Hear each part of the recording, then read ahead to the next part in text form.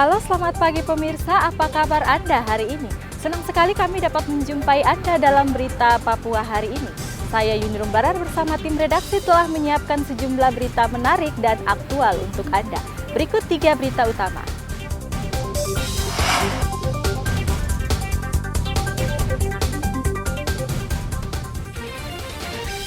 Rombongan polisi di Kabupaten Kepulauan Yapen diserang KKB, seorang warga tewas.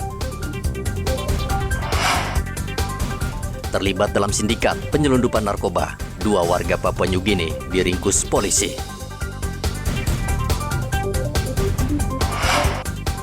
Rayakan kemenangan Argentina, ribuan pendukungnya konvoi keliling kota Merauke.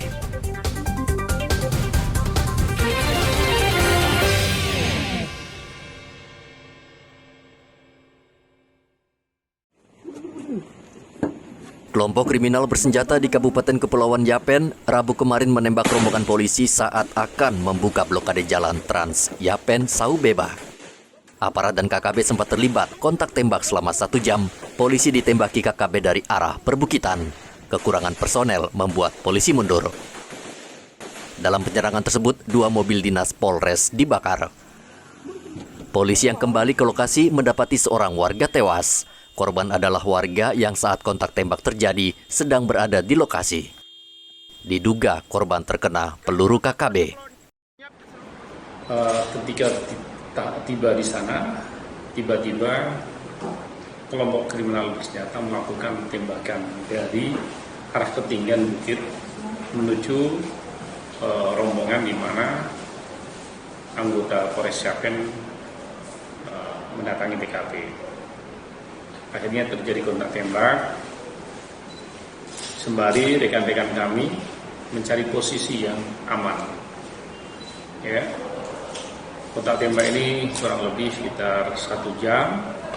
Kemudian 4 diantaranya mencari posisi yang lebih strategis untuk mengontak, melaporkan peristiwa ini ke Polres, sehingga dapat signal dan melaporkan tentang peristiwa kontak tembak di kilometer 1. Kemudian rekan-rekan dari Polres segera melakukan APP dan melakukan penebalan di sana. Namun setibanya di lokasi, kontak tembak ini sudah tidak terjadi lagi. Bahkan di mana kelompok kriminal bersenjata melakukan pembakaran terhadap 2 unit mobil yang dikendarai oleh rekan-rekan kami yang akan membersihkan lokasi. Peristiwa kontak tembak ini tidak dapat dipungkiri karena posisi kelompok kriminal bersenjata ada di ketinggian dan rekan-rekan kami berupaya untuk melakukan pembalasan karena tempat dan posisi kurang memungkinkan, tidak strategis dalam kontak tembak. Maka rekan-rekan kami mencari posisi yang lebih menguntungkan dan alhamdulillah seluruh anggota dalam keadaan selamat.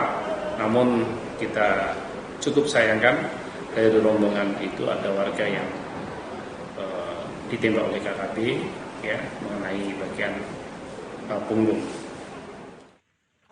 Hingga saat ini situasi di Kabupaten Kepulauan Yapen cukup aman.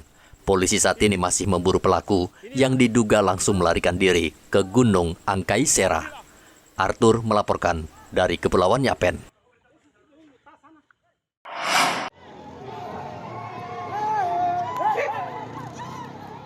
Polres Deyai menangkap 11 orang yang diduga terlibat pembakaran pasar Wagete. Mereka diduga memprovokasi dan ikut membakar sehingga puluhan kios hangus dilalap api. Saat ini polisi masih mendalami peran para pelaku untuk mengetahui peran masing-masing. Polisi setempat telah mengamankan 11 warga yang saat ini sedang didalami dan sudah melakukan pemeriksaan terhadap 5 saksi. Ya. Untuk korban 4 yang kemarin awal kita dapat informasi 2, ternyata ada 4, 1 anggota TNI dan 3 warga, termasuk ada 1 yang kena luka bakar. semuanya sudah dievakuasi ke rumah sakit daerah di Kabupaten Nabire untuk perawatan lebih intensif karena kondisi rumah sakit di Nabire lebih bagus. Mudah-mudahan semua korban dapat terobati dengan baik, dengan cepat, dan bisa segera sembuh dan bisa melaksanakan aktivitas seperti sedia kala. Namun dapat kami pastikan kemarin ya tidak ada korban yang meninggal dunia. Baik isu yang teriak-teriak mungkin ada beredar video pas terjadi pembakaran sengaja kelompok-kelompok tertentu memprovokasi situasi. Senin lalu puluhan kios dan rumah di Pasar Wagete, Kabupaten Deyai dibakar sekelompok warga yang mengamuk. Api dengan cepat merembet dan membakar 50 kios yang dibangun berdempetan. Kejadian bermula ketika salah satu warga membeli pakaian. Ia mengeluh badannya gatal ketika mencoba pakaian tersebut. Keributan akhirnya terjadi antar pembeli dan penjual yang berujung pembakaran kios di pasar tersebut. Situasi di Kabupaten Deyai sudah kembali normal, namun aparat masih berjaga-jaga di sekitar lokasi kejadian. Arthur melaporkan dari Deyai, Provinsi Papua Tengah.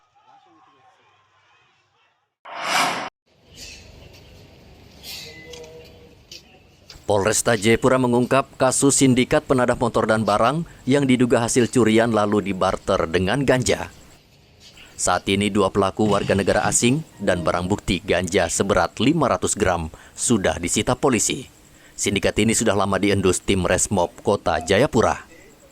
Kedua pelaku dibekuk di sekitar Pasar Dok 9 Distrik Jayapura Utara. Kapolresta Jayapura Kota Kombes Victor Makbon mengatakan kedua pelaku asal Papua New Guinea tersebut masuk ke Indonesia melalui jalur laut. Mereka membawa ganja lalu sebagian ditukar barang hasil curian. Setelah tim Resmob Polresta Jayapura mendapat informasi bahwa ada kelompok masyarakat yang melakukan informasi penadahan barang curian dan juga tindak pidana narkotika. Kemudian dilakukan penyelidikan oleh rekan-rekan anggota dan berhasil diungkap 2 warga negara Papua New Guinea. Modus yang mereka lakukan yaitu mereka menerima barang curian. Di antaranya di hadapan rekan-rekan ada 8 sepeda motor, kemudian 1 unit motor laut merek Yamaha, kemudian genset, handphone, dan juga ada AC. Serta ditemukan di TKP itu ada 12 plastik bening yang setelah kita cek adalah narkotika jenis ganja. Kedua pelaku dijerat pasal 480 KUHP tentang penadahan dan Undang-Undang Nomor 35 Tahun 2009 tentang narkotika dengan ancaman hukuman penjara maksimal 12 tahun. Arthur melaporkan dari Kota Jayapura, Papua.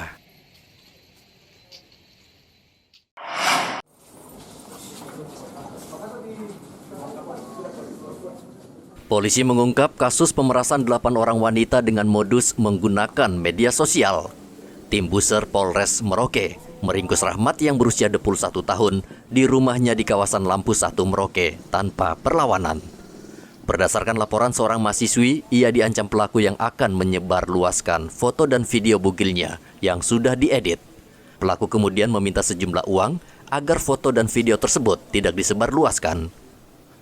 Kapolres Merauke AKBP Sandi Sultan mengatakan dari 8 wanita yang menjadi korban, baru 1 orang yang ketakutan dan menyerahkan uang sebesar Rp3.200.000 agar foto dan video tersebut tidak disebarluaskan.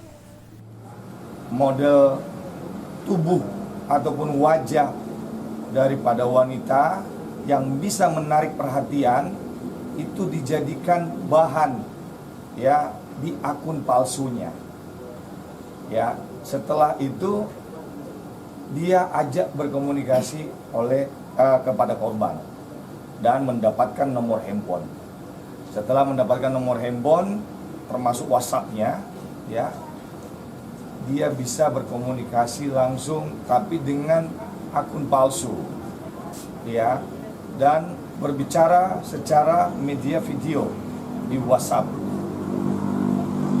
Dari pembicaraan itu dia potong dan dia munculkan wajah wanita, tapi dia potong, ya, seolah-olah dia berbicara dengan wanita yang akun palsu ini, korban ini, ya. Setelah itu dia merekam, dia potong, dan itu dijadikan bahan untuk pemerasan. Polisi juga menyita 2 telepon genggam milik pelaku dan kartu ATM serta uang sebesar Rp300.000 yang merupakan uang hasil pemerasan. Muhammad Ridwan melaporkan dari Merauke, Papua Selatan.